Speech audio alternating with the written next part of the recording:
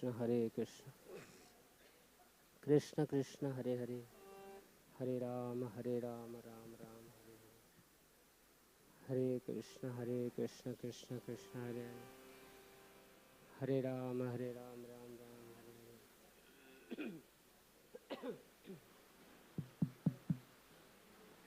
हरे कृष्ण कृष्ण कृष्ण हरे हरे हरे राम राम राम हरे हरि बोल। जय राधा माधव जय कुंज बिहारी।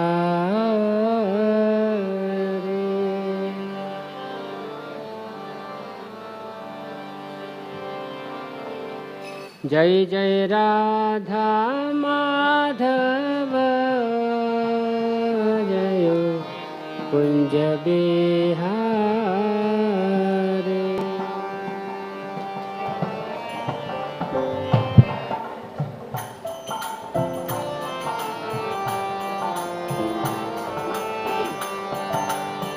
गोपी जन वल्लभ जय गिरी।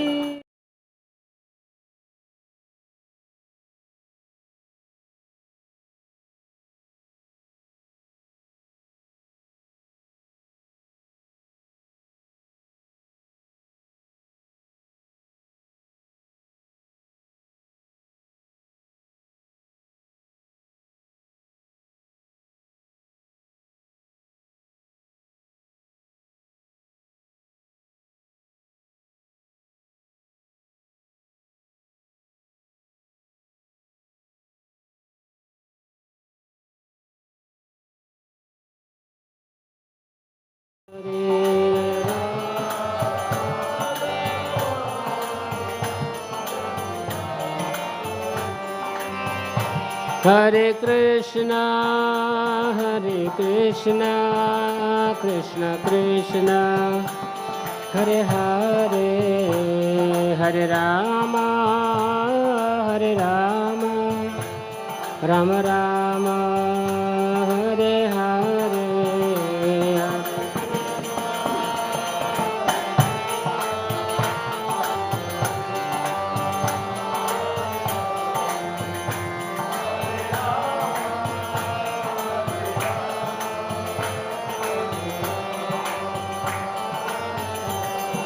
हरे कृष्णा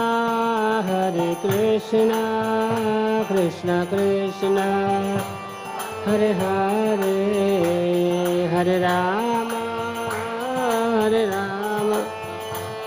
राम राम हरे हरे।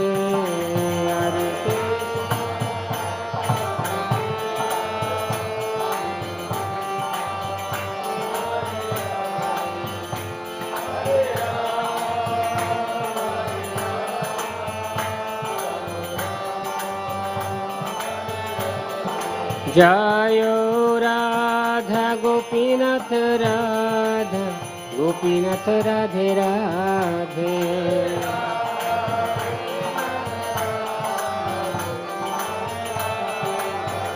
जय जय राधा गोपीनाथ राधा गोपीनाथ राधे राधे।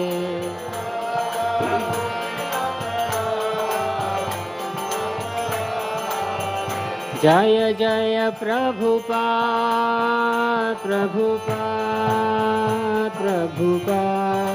जय प्रभुपाद।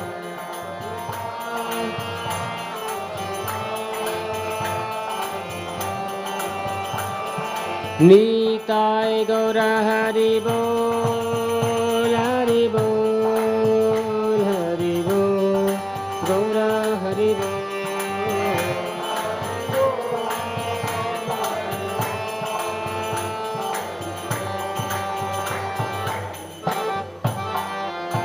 श्रील प्रभुपाद की।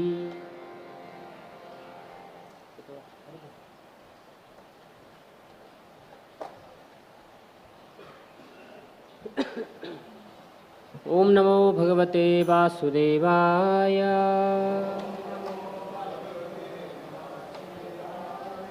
ओम नमो भगवते वासुदेवाय।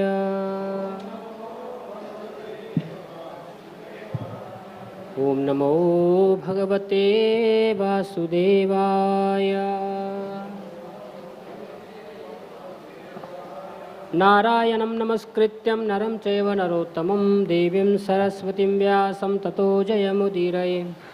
नष्टप्रायेषु अभद्रेषु नित्यं भागवत सेवया भगवतीरुत्तमश्लोके भक्तिर्भवतीं नैष्टिके। कृष्णाय वासुदेवाय देवकीनन्दनाय च नन्दगोपकुमाराय गोविन्दाय नमो नमः। हरे Krishna. So today we are reading from Srimad Bhagavatam, Canto 3, Chapter 5 and verse number 6. Yatha punasvekayidam nivesha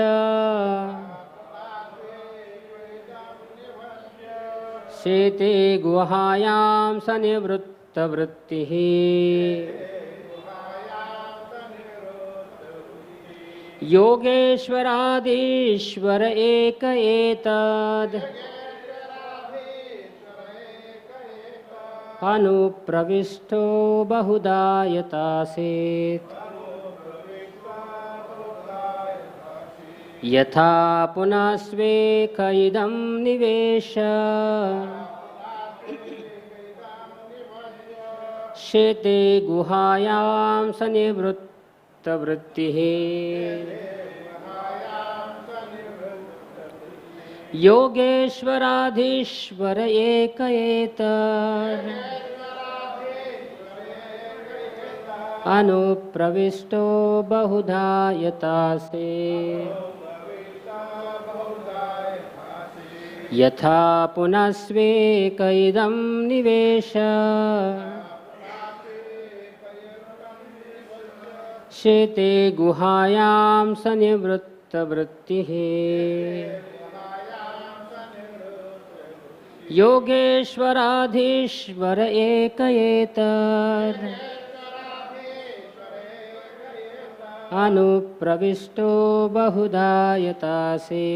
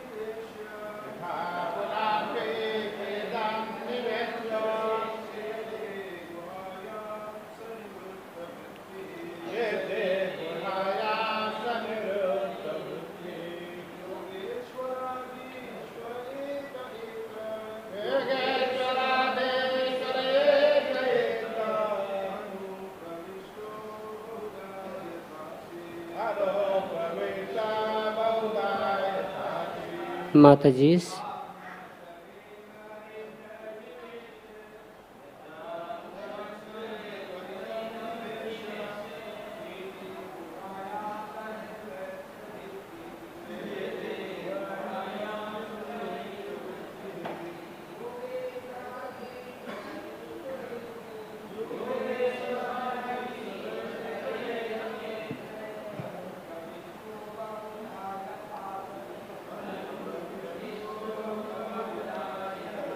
Mataji's.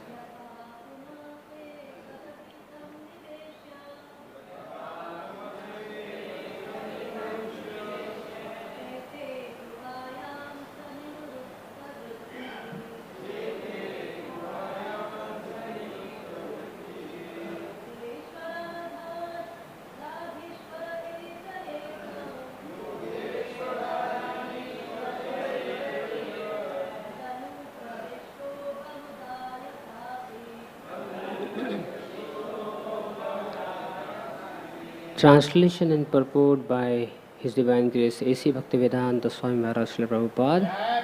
Translation. He lies down on his own heart, spread in the form of the sky, and thus placing the whole creation in that space, he expands himself into many living entities, which are manifested as different species of life. He does not have to endeavor for his maintenance, because he is the master of all mystic powers and the proprietor of everything. Thus he is distinct from the living entities. Purport. The questions regarding creation, maintenance, and destruction, which are mentioned in many parts of the Srimad Bhagavatam, are in relation to different millenniums, kalpas, and therefore they are differently described by different authorities when questioned by different students. There is no difference regarding the creative principles and Lord's control over them. Yet, there are some differences in the minute details because of different kalpas. The gigantic sky is the material body of the Lord, called the Virat Rupa, and all the material creations are resting on this sky or the heart of the Lord. Therefore, beginning from the sky, the first material manifestation to gross vision, down to the earth, everything is called Brahman. Sarvam khalam idam Brahma. There is nothing but the Lord and is one without a second. The living entities are the superior energies, whereas matter is the inferior energy. And the combination of these energies bring about the manifestation of this material world, which is in the heart of the Lord. Om Ajnana Timrandasya Gyananjana Shalakaya Chakshur Unmilitam Jana Tasmai Sri Guruve Namaha. Namo Om Vishnupadaya Krishna Prishtaya Bhutale Srimate Bhaktivedanta Swamiti Namane Namaste Saraswati Deve Gauravani Pracharine Nirvishesha Shunyavadi Paschata Deshatarine Vanchakalpatarubhasya Kripa Sindhubhevacha Patitanam Pavanebhyo Vaishnavebhyo Namo Namaha. Jai Sri Krishna Chaitanya Prabhu Nityananda Sri Advaita Gadadhar Sivasadi Gaura Bhakta Vrinda. Hare Krishna Krishna Krishna Hare Hare Hare Ram Ram Ram Hare Hare. Hare Krishna. So Srila Prabhupada, he writes in the purport that Krishna or this material world is created by God or Krishna.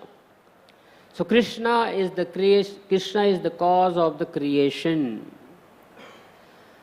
But in Kali Yuga, unfortunately, most of the people are atheists, and therefore these atheists, they don't believe this. They say that there never was a time when God was there. Even in the present there is no God, and even in the future there will be no God.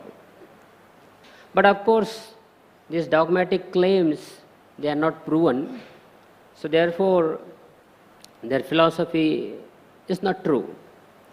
If someone wants to emphatically say that there is no God, then such person must have a perfect knowledge.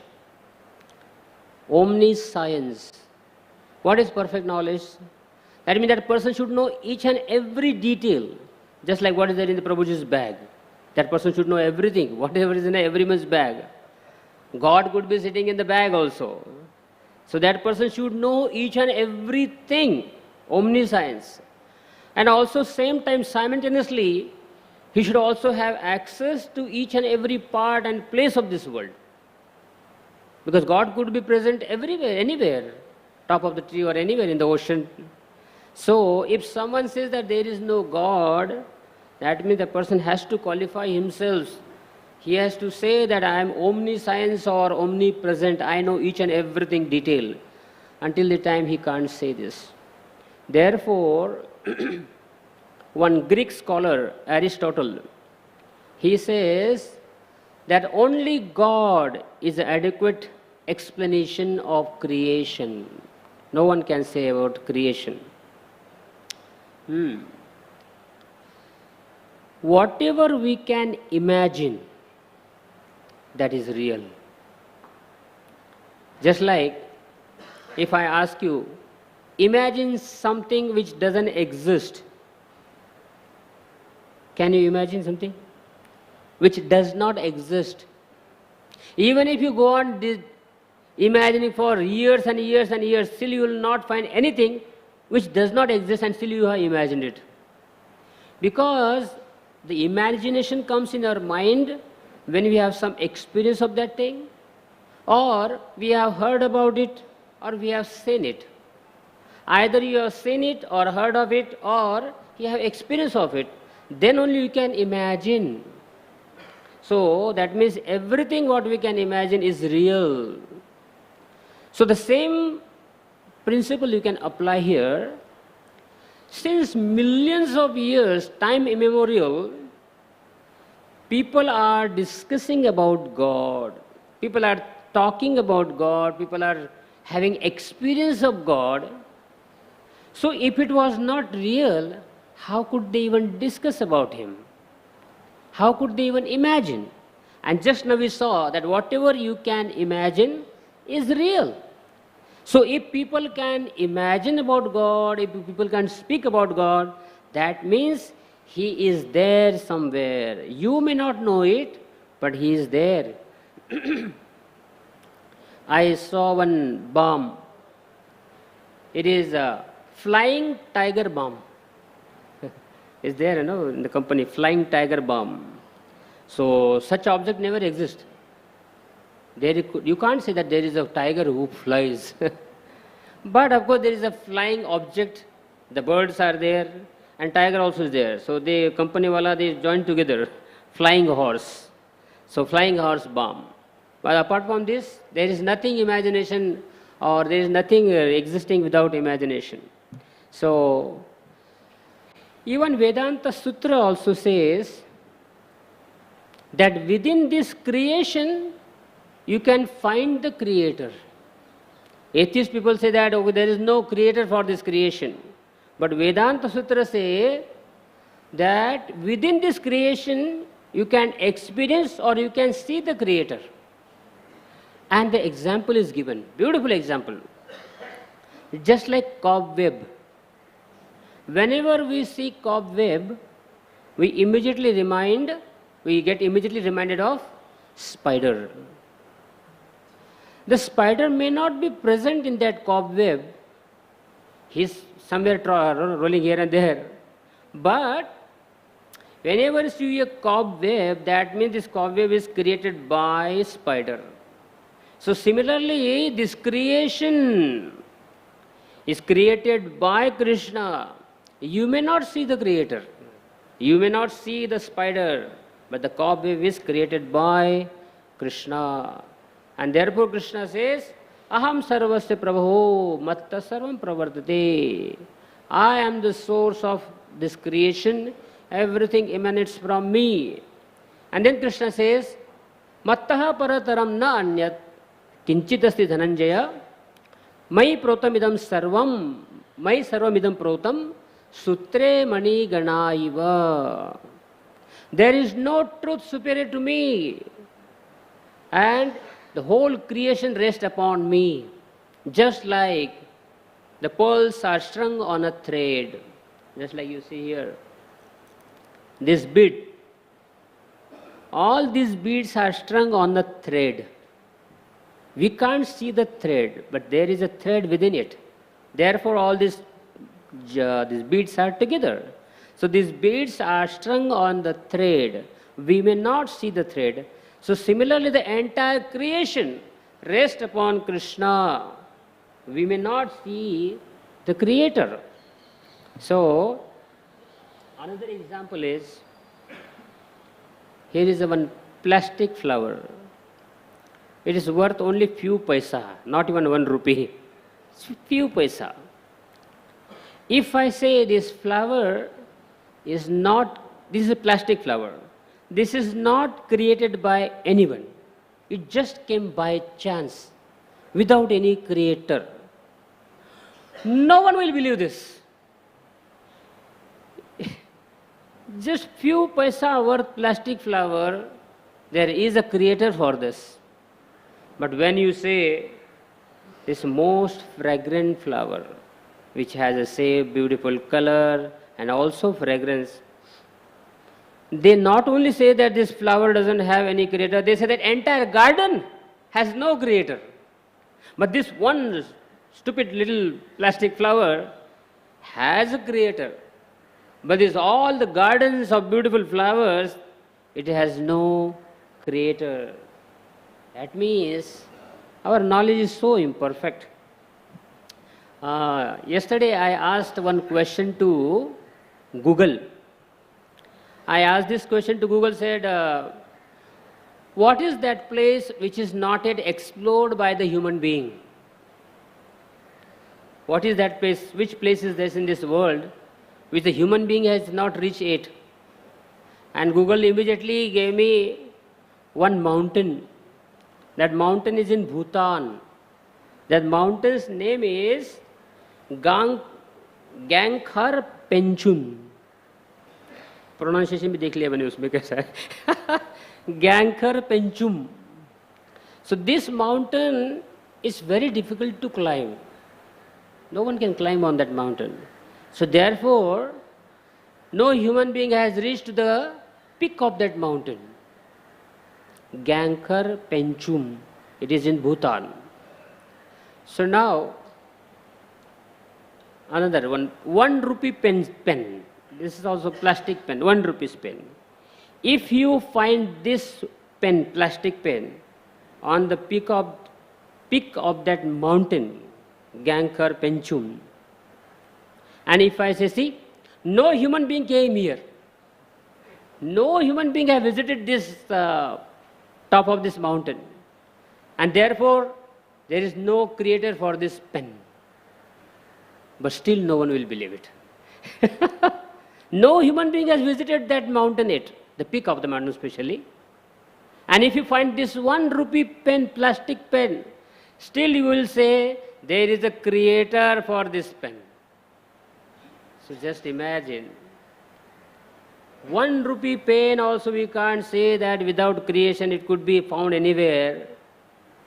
And the entire gigantic universe, it came by chance and there is no creator. Isaac Newton, he had made one small model of solar system. It was very nice, perfect. All the planets were rotating around the sun in their perfect orbit. So one of his friends came and he started glorifying Newton. Oh Newton, you are so genius. You have created such a beautiful model of solar system. So he was glorifying him.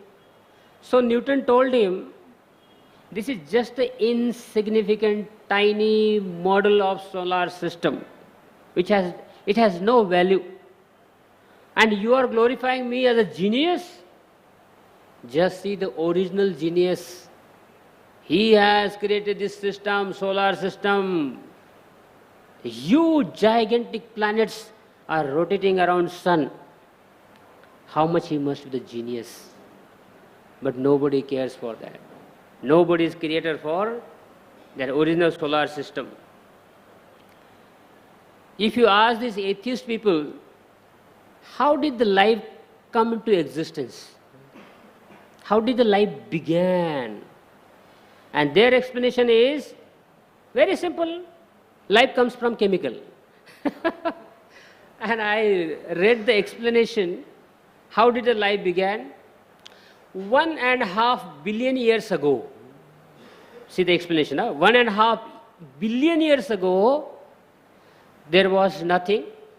And then suddenly, the gas and lava, they formed on the molten surface of earth. First of all, 1.5 billion years ago. Who was there to observe this? No one knows this.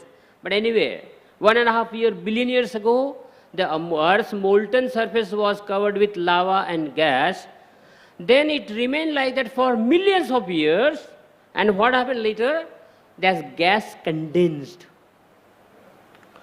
And after thousands of years, there was a heavy rainfall. And then, along with the mixed with ammonia plus methane and hydrogen. First of all, rainfall, then ammonia, methane and hydrogen, they all mixed together with lava and gases, and then they found one primordial soup. After some time, the next, there was a gigantic electrical discharge. And then what happened? And the ultraviolet radiations charged that mixture, and then those components of life were formed. But that also, that electrical discharge charged that soup with an orderly and natural way. First of all, it's so complicated, but they also use this word, orderly and natural way. So now when you say orderly, that means this book is in the first place, the glass is second, and the pen is third. This is order. If you are keeping something in order, that means there has to be someone who keeps in order. Nothing can come like a by chance, nothing can come as order. But they say, no, there was no person. It's all this. So nobody asked them question, how did this hydrogen, methane and gas, where did they come from? Nobody asked this question, but somehow all these things happened, and then all this created life components. It's so childish. But anyway, there is no other option for the world, unfortunate world. Vedanta Sutra also says that matter is dull, is inert, is passive, it is dead. And therefore, matter cannot create anything because it is dull, is passive, is inert. Therefore, it cannot create anything. So, if you want to give some explanation, the beginning of the creation, there has to be some living person who can create something. Because matter cannot create matter. Only a living person can create. And also, suppose like if you want to keep something in motion. Now here, this glass, I am moving from this table to this asana. There is a moment in the glasses, right? Moment in glass. Whenever you see there is some movement, that means there is a third person who is causing this moment. There is someone who is putting this in moment. Without the third person, suppose like this glass is now kept on this asana. If I don't touch this glass, if I don't move this glass will remain here for millions of years. Because it's matter. It cannot move unless some living force interferes and moves this glass from one place to another. It cannot move. So similarly, whenever you see any movement in this world, that means there was a third person who caused this movement. So, and that third person is Chaitanya, conscious, living force. Only living force can cause some movement, some moments or some this. So glass remains forever if I don't interfere. Now you see this fan is moving. This fan did not start on its own. You may say, no, electricity is the cause of movement of this fan. But who created the electricity? There is a system. There was a human brain. There was a person, electrician. He arranged this fan and electricity, and he also made a system. You go to that place, there is a switch. You can switch it on and off. So similarly, when you see this creation is taking place so nicely, everything is happening so smoothly, that means this fan is moving, and the cause of this fan is there is a system, there is a person behind this. Or another example is, so when this fan is moving, this creation, even before the creation, there was a person. He created this world. And even now at this present moment, He is maintaining the creation, and the same God, He will take care of this creation in the future. What is our role? You are just witnessing. We are all simply witnessing this creation Leela. We don't have to just give this atheistic explanation to God. Just like when an archer releases the arrow from his bow, now the arrow is moving with a full speed. Archer is hiding himself behind the bushes. When the small boy sees the arrow moving, he says that, oh, this arrow is moving on its own. There is no one here. Because this child is ignorant, therefore it cannot understand there is an archer. But his father is intelligent. He understands, although we can't see the archer, because the archer is sitting or hiding behind the bushes, but this is the one person who released this arrow from his bow. So similarly, everything is moving smoothly. That means there is one person, archer. He has released everything. And who is that orchestrator? Who orchestrated everything? That is Maya Dekshana Prakritihi Suyate Sas Characharam. Under my guidance, under my supervision, everything is moving smoothly.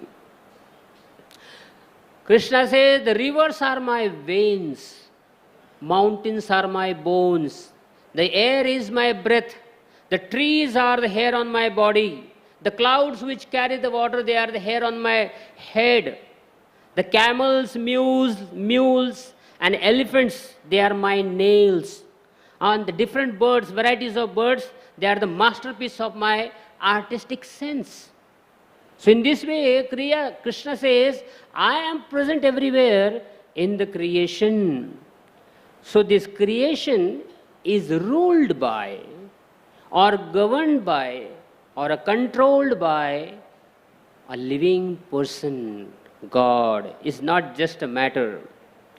We also see that there is a perfect order in this creation. Just like seasons. After rainy season comes winter, after winter comes summer season. It never becomes a vice versa, you know. After summer you don't see winter season. So that means everything is in order. From apple trees you get apple fruits. Sun rises in the eastern horizon, eastern direction, and sets in the western direction. So rising of the sun and setting of the sun, its direction also is fixed, its timings also are fixed. And since the time of creation, that means everything is in order. We visited one devotee's farm recently. So he has cultivated some plants. Within 1 acre's land, he is growing some vegetables.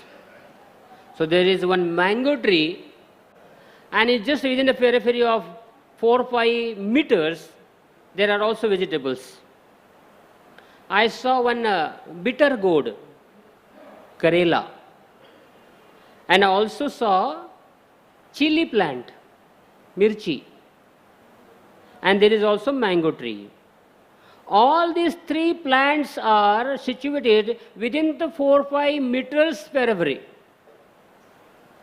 Mango tree gives a very succulent, juicy, sweet mango fruits. And next to mango is bitter gourd.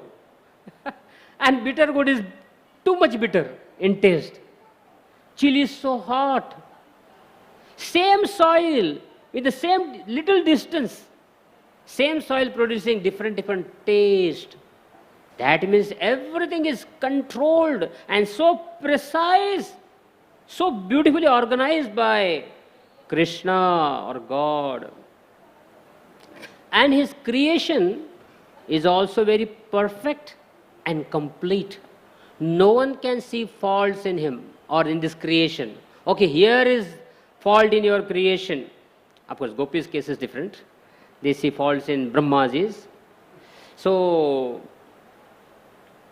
In this creation, everything is perfect and complete.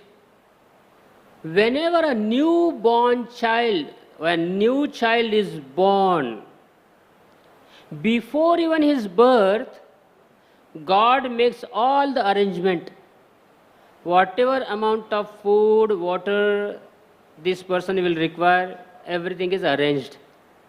His food, clothing, shelter, everything is arranged. Not in the only case not only in the case of human being, even the animals, beasts, insects, worm, in all the cases, whatever they need throughout their life, everything is pre-arranged by God. So that means His universe is complete and perfect. There was one devotee, he wanted to take sannyas, but he had many responsibilities on his shoulder. So he was little confused what to do. But then he saw one phenomena in the nature. There was one lizard. She was pregnant. And he was looking at that pregnant lizard. She gave birth to one little baby lizard and she died. Now it was very interesting. He was thinking that who will take care of this baby lizard? But then what happened? The mother lizard died and just newborn baby lizard, she didn't even open her eyes fully, but she saw one little insect was crawling in front of that baby lizard. That natural instinct, that baby lizard immediately threw his jiva or tongue, flapped his tongue on the insect and galloped that insect within. So he was shocked. This baby lizard is born just few moments ago, but it knows how to take care of itself, how to take care of one's life. So this creation is so complete. Eating, mating, sleeping, defending, you don't have to give any training to anyone. Unfortunately, modern people, they don't understand this. So that means this creation is complete. Even Prithu Maharaj also says, my dear gentlemen and gentlewomen, God is complete, He is very kind, and He rewards everyone according to their work, their karma. So now I'll go a little faster because if somebody wants to understand this creation or this creator or God, you cannot understand this God simply by arguments and logic, that yes, because of my fertile brain I must understand God. I have read so many books. No. Along with your knowledge, there has to be some spiritual practices. Then only you can understand God. Just like in our algebra, we solve equations, right? So if you don't know the value of something, then we consider let their number be x. And then we start our equation. Then whatever this unknown value is, we add that into equation. And then in order to get the value of that unknown number, we rearrange the equation. Rearrange the equation, and then whatever that value with unknown value number, we keep it in one side of the equal sign, and all the known values are kept other side of the equal sign. And then finally, if you go step by step, we have to after then either by adding or subtracting or dividing or by multiplication, a fixed number on both the sides, not just one side. You have to either add, subtract or multiply or divide one fixed number on both the sides, and then finally you get the value of that unknown number. So similarly, In God realization also, if somebody wants to understand God, let us consider that God exists. You should not start, God doesn't exist. Then you will, the equation, there is a fault. Start with God exists, let that number be x, put it in equation, start following the process, associating with devotees, chanting Hare Krishna mantra, reading Gita, Bhagavat, honoring Prasad, serving devotees. So these are the different steps of equation. And finally you get the value of that number. So similarly, if somebody wants to understand God, simply having this academical knowledge is not enough. We have to put that into practice, then we can understand who God is. There were some blind men. They wanted to know the complete personality of an elephant. They were all blind. But they all touched the different parts of the elephant. And according to their imagination, they started giving explanation of elephant. How elephant looks like this and elephant looks like that. But because they are blind, they have no vision, so they can't give complete understanding or a picture of elephant. You need the eyes, vision. So similarly, those who don't have scriptural knowledge and association of devotees, they are like spiritually blind. They don't have any vision. So therefore, whatever knowledge you are trying to acquire of this creation and the Creator, it will always remain faulty, incomplete.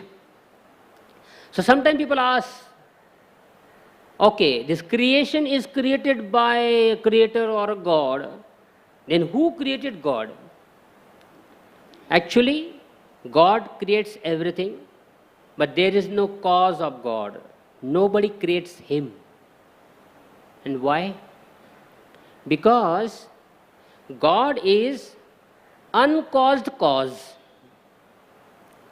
No, if you say, no, I still want to know. Okay, if you try to understand the cause of God, then you will have to also ask another question, who is the cause of that cause? The next question is, who is the cause of that cause of that cause? That means this question will go for rest of the eternity, for infinity. You would have to ask the same question. So throughout life, every second moment you just ask question, who is the cause of that cause, who is the cause of that cause, and then finally at the age of 100 or 90, when you are about to die and last breath, when you say, oh, this is the last cause, that is God. Because it is infinity. The last cause is God, and there is no cause beyond that. Therefore, the example is given of a train. A train has many coaches. All these coaches, and there is also one special coach, it is called engine. It is in the front. All these coaches look same, but except engine, all the coaches, they are pulled by other coaches. But engine is the only coach. It's pulling all the coaches, and it does not require any other help to move itself, because it has a system. It has a system, it can run on its own, it can also pull other coaches. So similarly, Mahato Maya, what is that? Chetanam? What is this verse? Chetanam?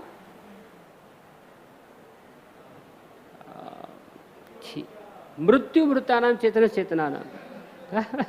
Some verse like that, He is the cause. He is the main origin. He takes care of all. He takes care of every living entity.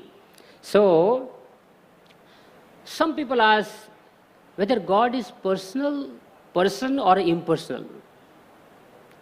So yesterday, Shivram Prabhu very beautifully explained this point.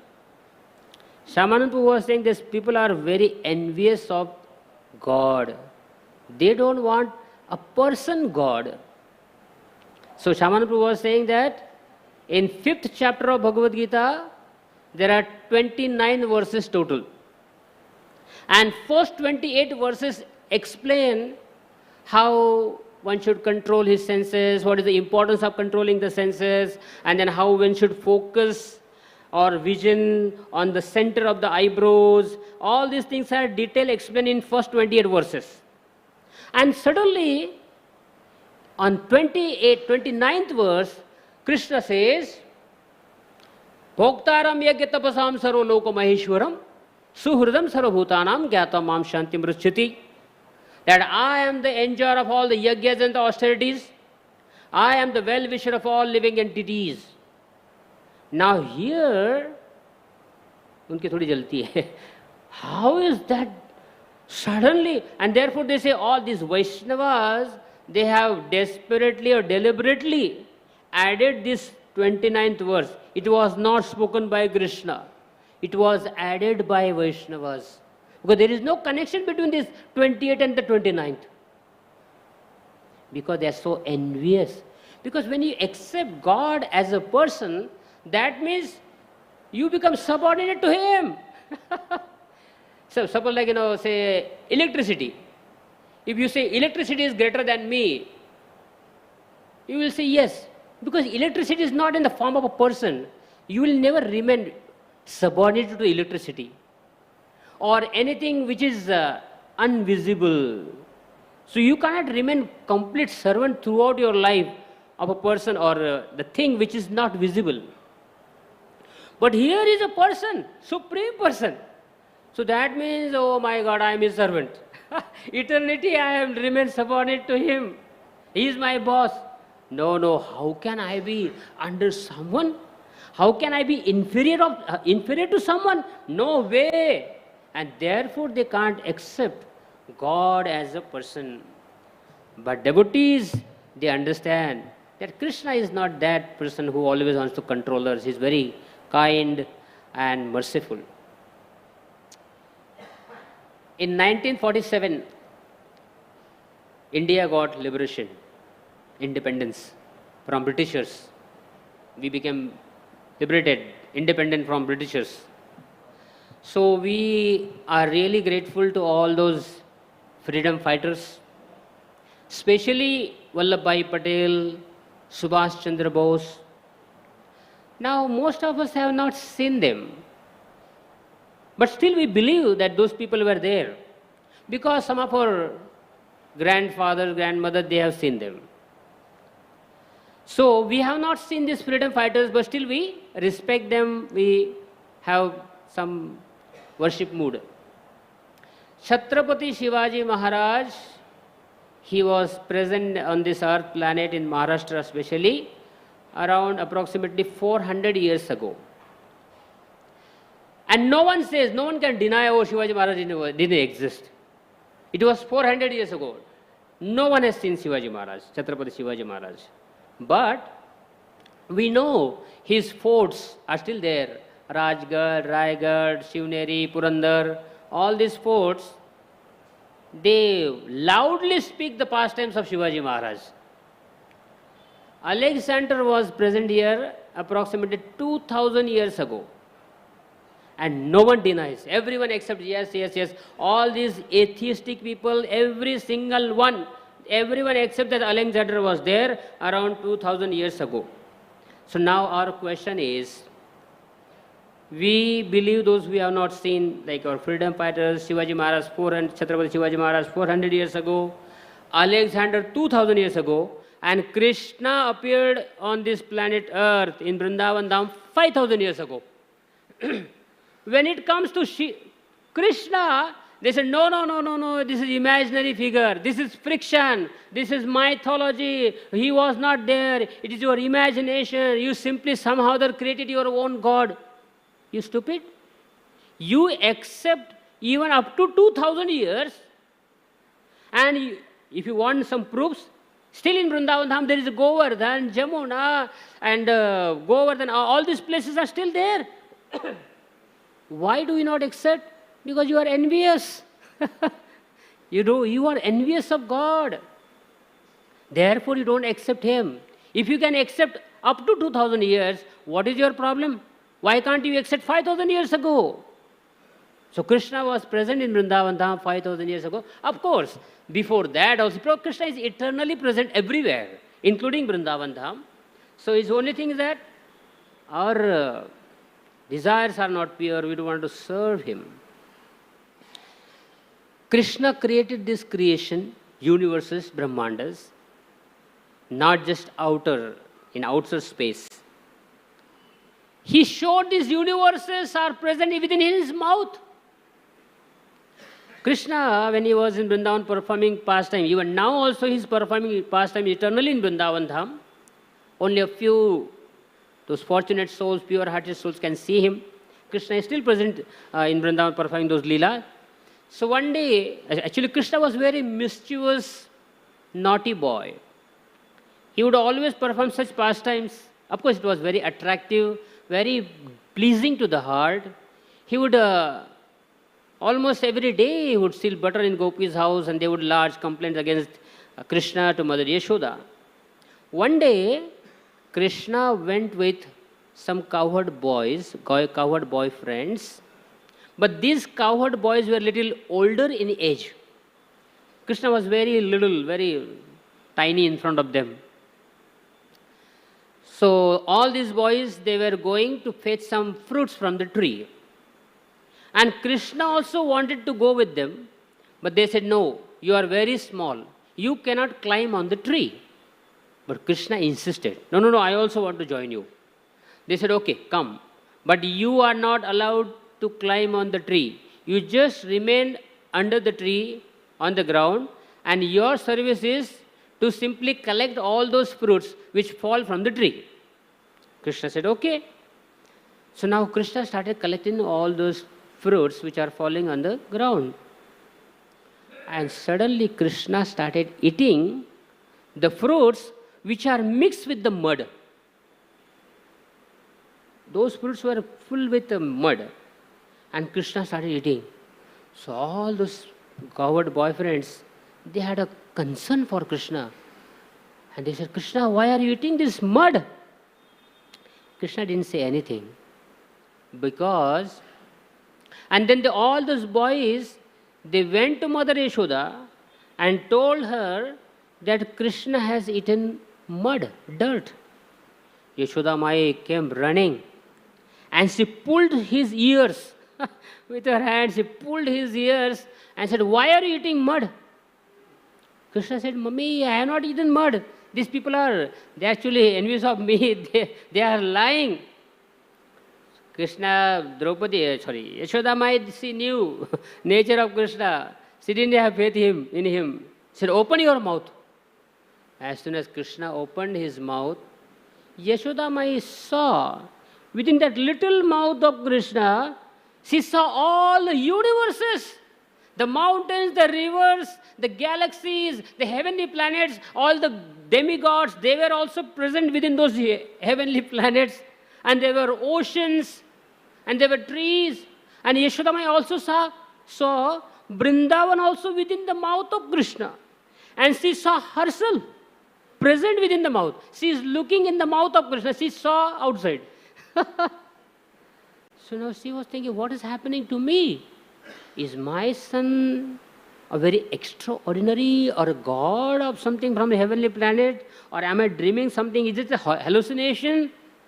And in that, Krishna understood, oh my God, my mother is now, she is also respecting me. This is not good. So immediately orders Yogamaya, take care of this.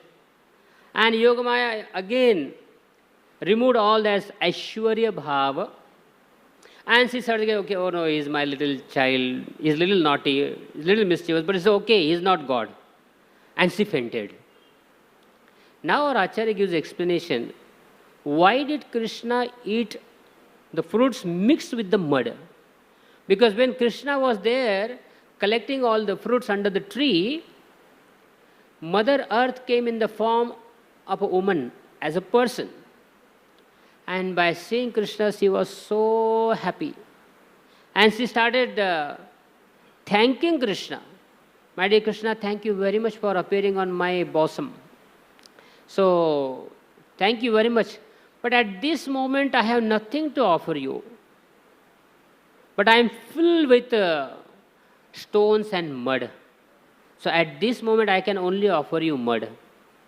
So then Krishna, in reciprocation, he started speaking to her. He said, "Oh Devi, I understand your glory.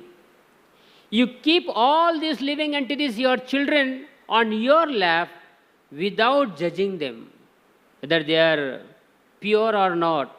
Without judging them, you keep them on your lap. So therefore you are very dear to me. And your mud is tastier than the nectar." So therefore, as a reciprocation with Mother Earth, Krishna started eating the fruits which are mixed with the mud.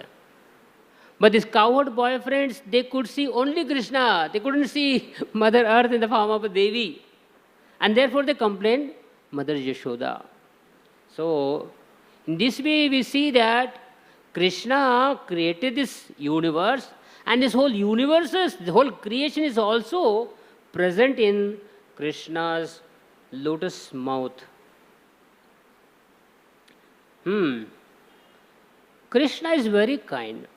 Krishna accepted the offering of Mother Earth even in the form of a mud or a dirt.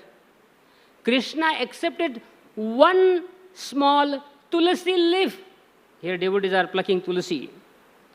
Rukmini Mata offered one tulsi leaf. Krishna accepted it because it was offered with love and devotion. Mother Earth offered that mud with love and devotion. Sudama Brahmin, he offered that little chipped rice with love and devotion. He accepted it. And Mother Draupadi, she offered one grain of rice, the smallest offering ever. One single grain of rice, she offered it to Krishna, and Krishna, with much gratitude, with thankful heart, he accepted her offering. This is Krishna's beautiful, amazing, merciful nature.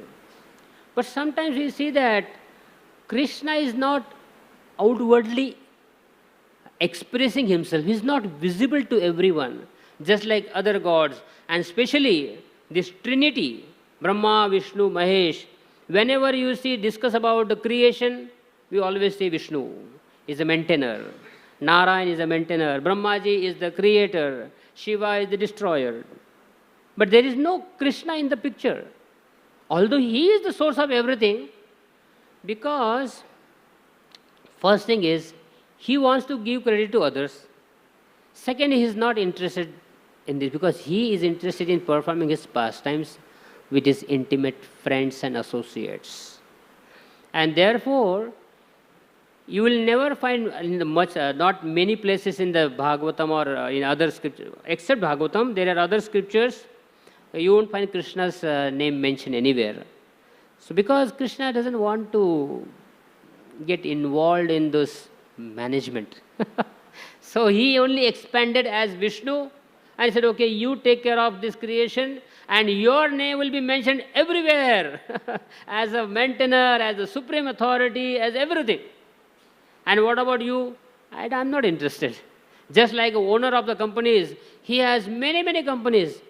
And all these companies are run by and ruled and governed by all the general managers and CEOs. And this owner is just lying in his house and relaxing on the chair and talking to his friends and traveling to many places and enjoying his life. That is Krishna's role. So, therefore, you won't find much detailed explanation about Krishna in the scriptures. So, in this way, this creation is complete, perfect, because it is Krishna's creation. Srila Prabhupada ki jai. And why did Krishna create this world? Not for our suffering, but for our rectification. Okay, we wanted to lord it over the material nature. We wanted to enjoy separately from Krishna. So Krishna doesn't want to interfere in our free will. Therefore, he arranged such a special place where you are the boss, you are God. Try your luck. You are everything. You are the authority. And then we become completely frustrated. And if you come to me wholeheartedly, not by force, then I will accept you. So this world is meant for rectification. Srila Prabhupada ki jai. Thank you. Hare Krishna.